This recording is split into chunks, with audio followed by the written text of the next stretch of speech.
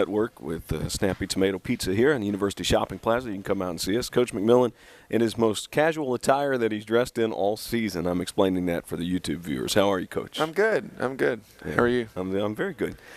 We go to the WNIT for the first time in school history. Second time in school history. Second time in school history. Yeah. Your first My first time. Yeah, thanks for correcting me there. And played Ole Miss, which was an opponent we had seen before in the WNIT.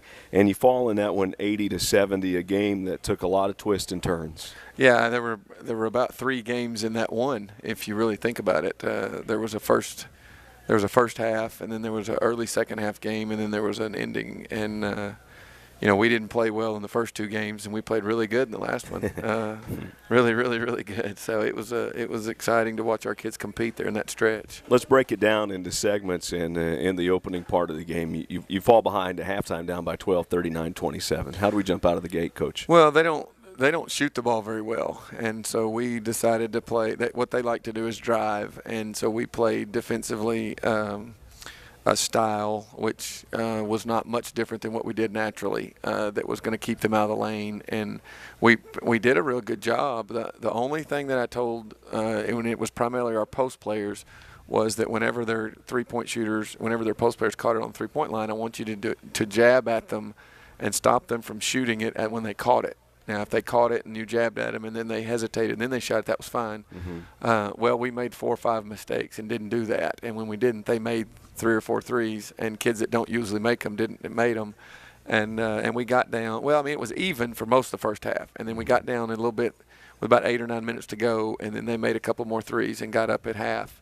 They were up about 12 at the half, and we made no adjustment to start the second half. I said, guys, if we'll do the same thing and do a better job, we'll have a chance to do what we need to do. And we came out the second half, and we gave up one right from the start, and we gave up another one, and then we gave up an offensive rebound. And next thing you know, we're down 23 points with about 15 and a half minutes to play. And I thought, to be honest with you, Chris, I thought that we had kind of quit. Yeah. I didn't see the effort from rebounding. I didn't see the effort defending like we needed to.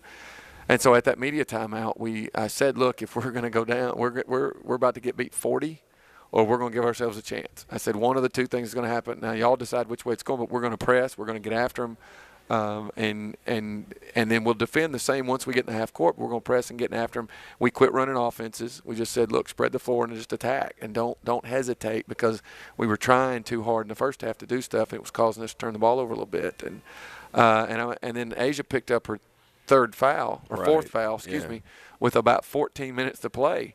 And we went on about an 18-3 run from that point on, and I think we cut it to 6 or 7, something like that, with about 7 or 8 minutes to go. I mean, it was a quick 5-minute just blitz, and then the game stayed around 7 to 10, maybe 12, and back down to 6, up to 7, and we could never make that play or that extra thing that would get us over the hump. We had one.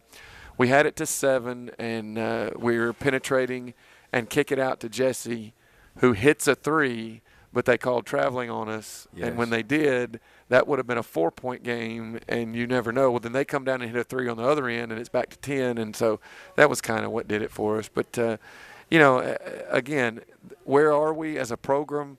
We're now competing with the mid-level SEC schools and giving ourselves chances to win, which we weren't doing even 3 years ago with Butler and Newsom. We weren't doing that.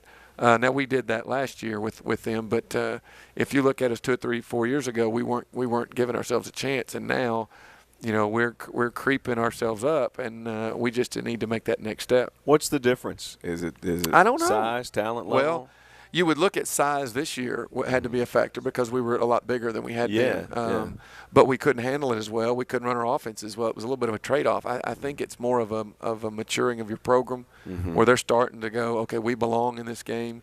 I was listening to Charles Barkley, who I love, talking about Kentucky and Cincinnati playing, and he said the biggest thing that Cincinnati's got to do is believe they can win. Right. And now, after you believe you can win, then you got to do these things. And he said, but if you don't believe you can win, it doesn't matter the way that you can do these things or not. And I think that's kind of where we are now. Our kids are starting to believe, our program is starting to believe that we deserve to be in the game with Missouris. We can beat a Missouri. We can beat an Arizona. We can beat, a North Carolina. We can beat an Ole Miss. And so I think that may be where our next step is. And we're hoping now that we can take the next one, which is make that a common thing that we are beating them. And it's the belief that you can win or not win is so basic, and you assume athletes at your level always believe they can win because they were the best as they were in high school. But you can be a great athlete and not be a winner. Oh, sure. There are a lot. There are a ton of great athletes that aren't winners. And you can be a mediocre athlete who believes you're a winner and you win. And we have made, thank goodness, because we've made a living on those kind of athletes, those kind of people. You go back to the Aubrey Reedys, the Alicia Weatherlys. Those kind of kids are, sorry guys, mediocre athletes. But when you put them on the floor and they're competitors, they want to win. You can't put a price tag on what that means to your team. Yeah, and you would rather have that player than a tremendous athlete who doesn't know how to win. Oh Lord, yes. Yeah. Any day.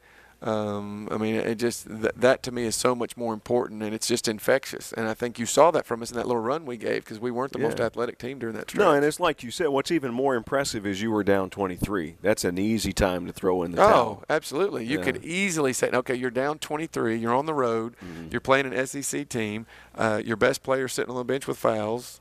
Let's throw in the towel.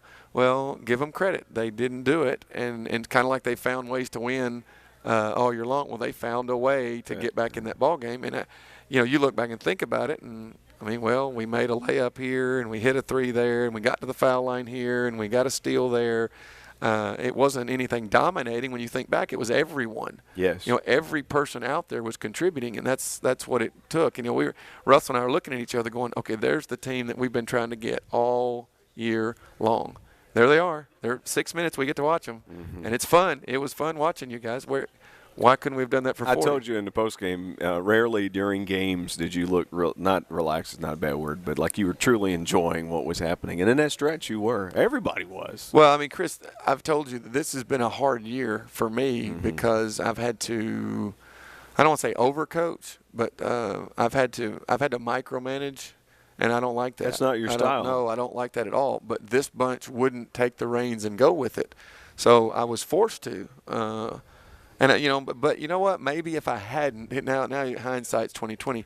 Maybe if I hadn't and had let them fall flat on their face a bunch, they would have eventually said, "Okay, what do we need to do?" Maybe or maybe not. I know, but that's the only thing you don't know. And it's just hard to know. You just do what you think is best, and then you go with it. And we thought helping them out was what they needed. Well, and we say this like it's a negative thing. You lose the OVC championship game in overtime, right? And then you lose the NIT game again, like you said, late in the game. It's 6-7 point game. You lose it by 10 to an SEC school.